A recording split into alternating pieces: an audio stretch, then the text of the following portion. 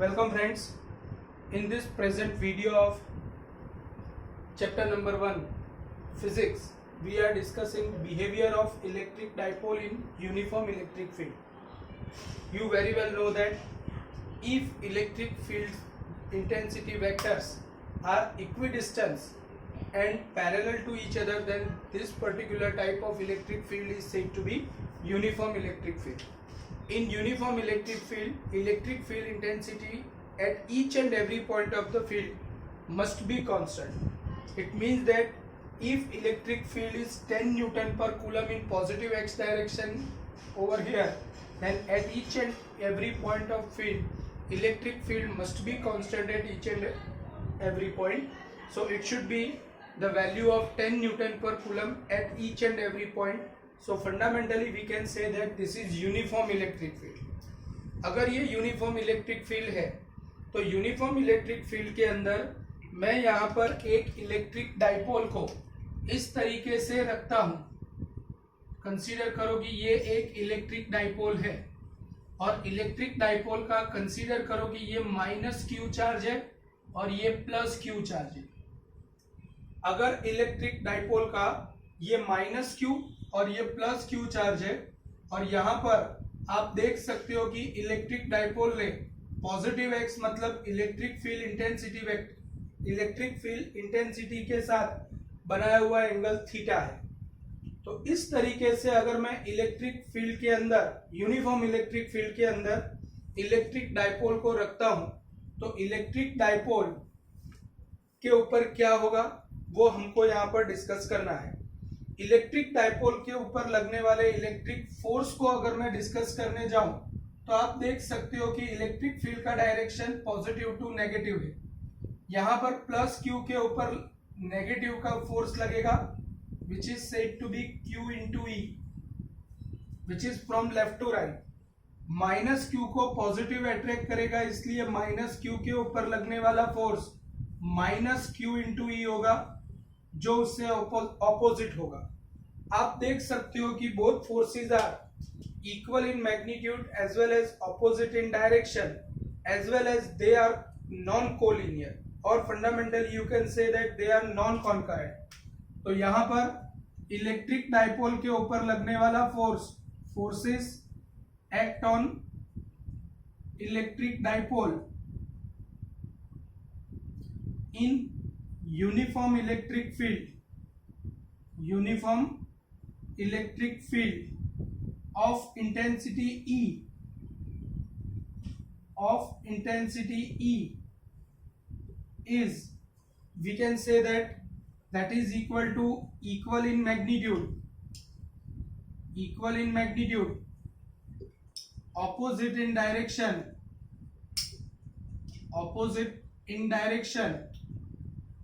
as well as they are non-concurrent forces. अगर equal opposite but non concurrent forces लगते हैं किसी भी सिस्टम के ऊपर तो this particular forces become couple and due to this couple of forces this particular electric dipole will experience torque. So यहाँ पर कपल ऑफ फोर्सेस की वजह से इलेक्ट्रिक डाइपोल पर टॉर्क जनरेट होगा. अगर इलेक्ट्रिक डाइपोल पर टॉर्क जनरेट होता है तो मुझे यहाँ पर इसके ऊपर लगने वाले टॉर्क का इक्वेशन चाहिए. तो सबसे पहले torque act on charge plus Q with respect to origin. O point के रिस्पेक्ट में प्लस क्यू चार्ज के ऊपर कितना टॉर्क लगेगा ये मुझे डिस्कशन करना है. तो ओ पॉइंट की रिस्पेक्ट में आप देख सकते हो कि ये डिस्टेंस ए जितना होता है हाफ डिस्टेंस है इसलिए मैं इसको इंडिकेट करता हूं वेक्टर ए से. तो आप देख सकते हो torque is equal to r cross F but r मतलब position vector which is equal to a and force acting over there it is q into E. So fundamentally it will become Q into A cross E.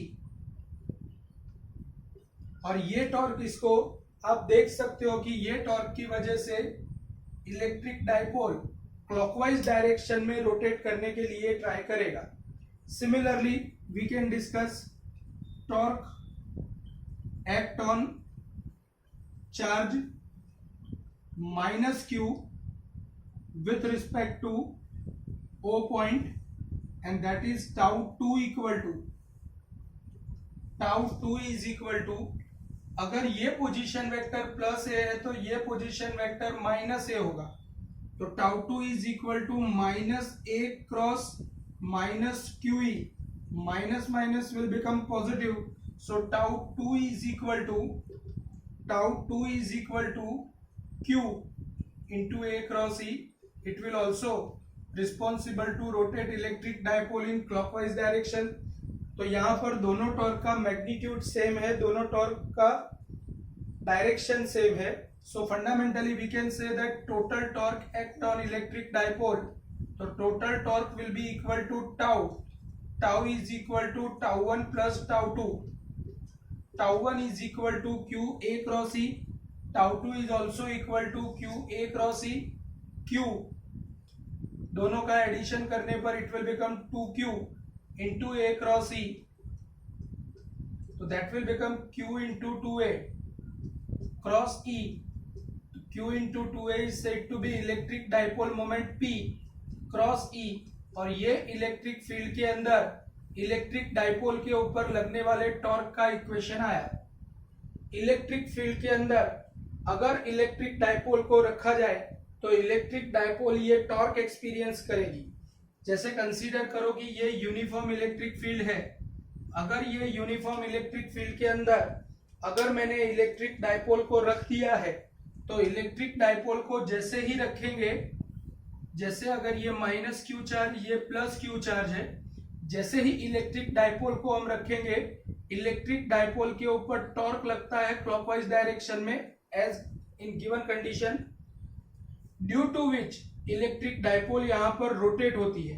Electric dipole rotate होते होते होते होते होते finally जब external electric field के parallel आ जाती है, तब उसके ऊपर लगने वाले फोर्सेस इक्वल ऑपोजिट, यहां पर थीटा 0 हो जाता है, और थीटा की वैल्यू 0 हो जाने की वजह से टॉर्क भी 0 हो जाएगा, और finally electric dipole external electric field के पैरेलल सेटल हो जाती है।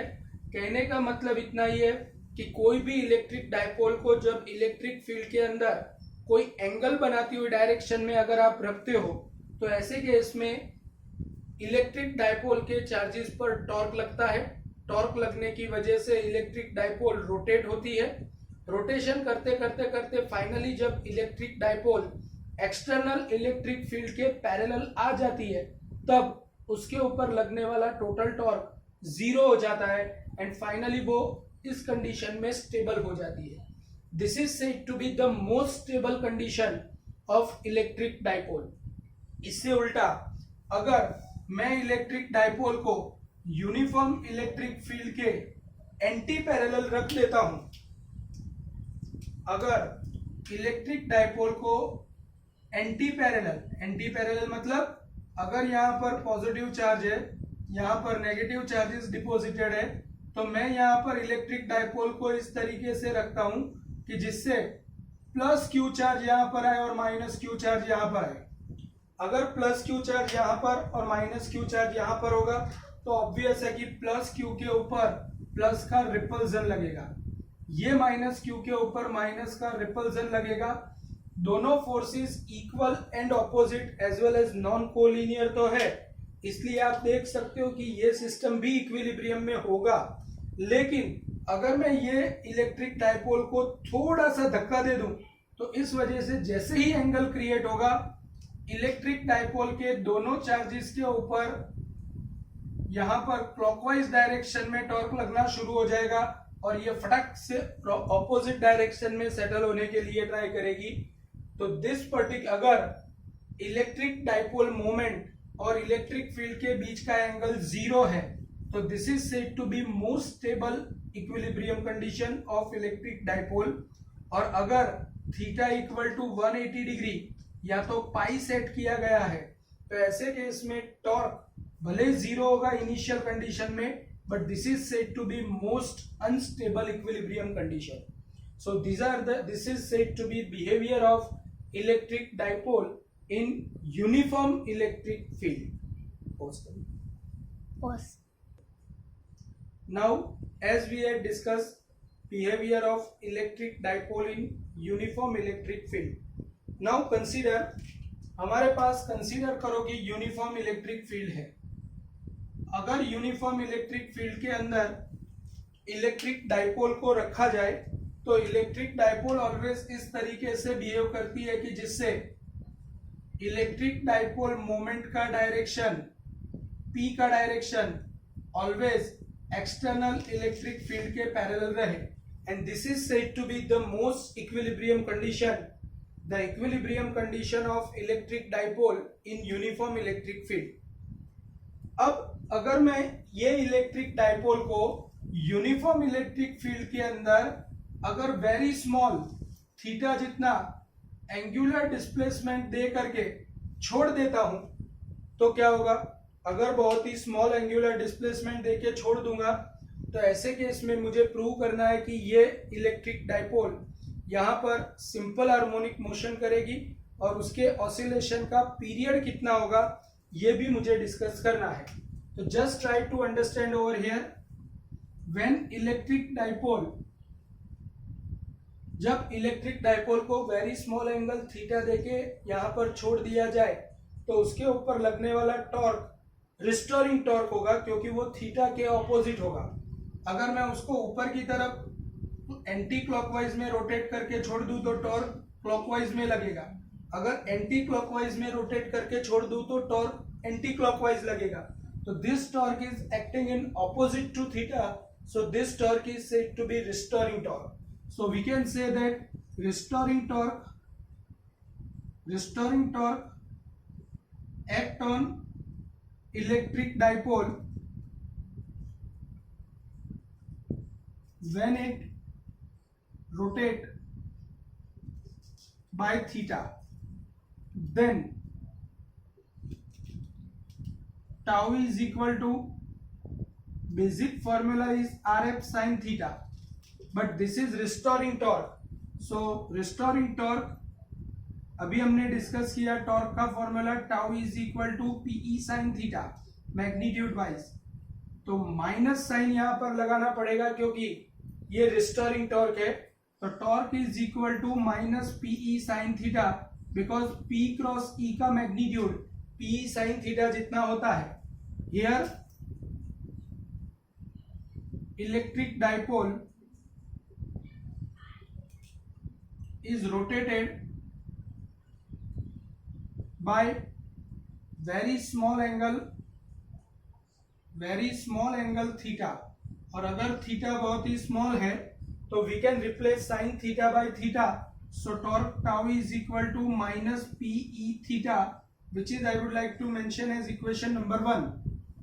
Now you all very well know that torque tau is equal to I alpha, where I मतलब moment of inertia about its moment of inertia of electric dipole about its geometrical axis and alpha मतलब angular acceleration. So I into alpha मतलब d square theta by dt square. This is equation number 2. If we compare both equations, then what happen? अगर हम दोनों को compare करेंगे तो I D square theta by D T square equal to minus P E theta. D square theta by D T square is equal to minus P E upon I into theta. अगर मैं ये term को left hand side ले जाता हूं तो D square theta by D T square plus P E upon I into theta equal to 0. और आप देख सकते हो कि this differential equation is same as differential equation of simple harmonic motion like d square y by dt square plus omega 0 square y equal to 0. अगर यहाँ पर variable y है तो यहाँ पर वेरिएबल थीटा है. तो अगर दोनों इक्वेशन को कंपेयर किया जाए तो omega 0 square equal to PE upon I So omega 0 equal to under root of PE upon I. Omega 0 equal to 2 pi by T equal to under root of PE upon I. So T equal to 2 pi under root I upon PE. ये periodic time है, या तो frequency का equation चाहिए तो 1 upon 2 pi under root P upon I. Friends, यहाँ पर आपको क्वेश्चन इस तरीके से पूछ सकते हैं कि if any electric dipole is rotated from its equilibrium condition bye very small angle theta and released, then show that it executes simple harmonic motion and obtain equation of period or frequency of that simple harmonic motion also. So this is the basic and fundamental question which is asked in board exam very frequently. So just try to understand and learn this equation properly. Thank you very much.